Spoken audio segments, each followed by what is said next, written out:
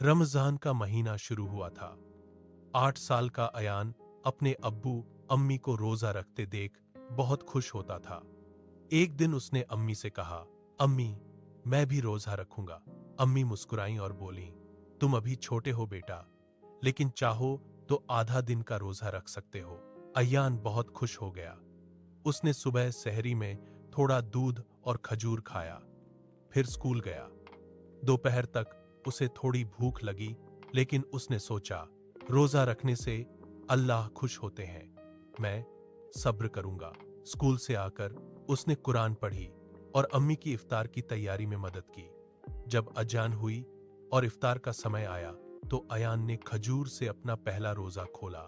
अब्बू ने प्यार से कहा, माशा अल्लाह, हमारा छोटा रोजेदार बहुत बहादुर है। अयान बहुत खुश हुआ और बोला, अगले साल मैं पूरा रोजा रखूंगा। सीख: रमजान हमें सब्र, नेकी और दूसरों की मदद करना सिखाता है।